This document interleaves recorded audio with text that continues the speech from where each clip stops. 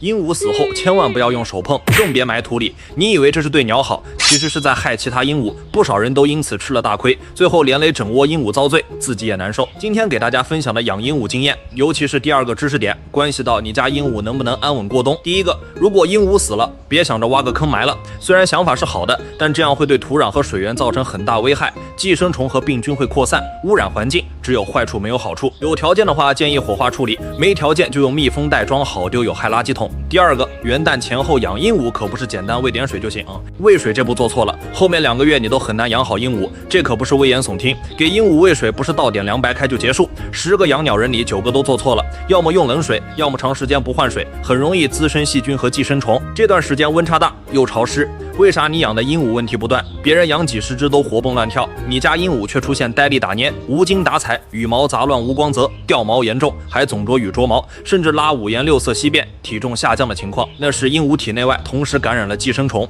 一只鹦鹉中招，用不了3天，一窝都得跟着遭殃，新手根本控制不住。很多新手饲主遇到这些问题就慌了，开始乱用驱虫产品，有的只杀虫不杀卵，虫子反反复复，有的副作用很大，鹦鹉越喂越蔫，甚至拒食。真正的养鹦鹉高手给鹦鹉驱虫，从来不用这些没用的方法，既浪费钱，寄生虫又除不干净，还会伤鹦鹉肠胃。今天给大家推荐一个老师傅传承的喂水方法，温和不刺激，不伤害鹦鹉肠道，不伤气血，能把鹦鹉体内外50多种寄生虫全灭光，包括体内的蛔虫、绦虫、毛滴虫、球虫，体外的羽螨、羽虱、跳蚤、螨虫，而且不分鹦鹉品种和大小，幼鸟、种鸟都能用。它就是很多养鸟大户和万千养鹦鹉家庭都在回购的鹦鹉全虫清，1勺兑水100毫升，连喂3到5天，兑水当日常饮水，鹦鹉主动喝，不用灌药。不仅鹦鹉体内外的虫子没了，甚至连难缠的念珠菌也不见了，能让鹦鹉吃得香，长势好，身体倍儿棒，互动起来也更活泼。有需要的饲主可以点击视频左下角链接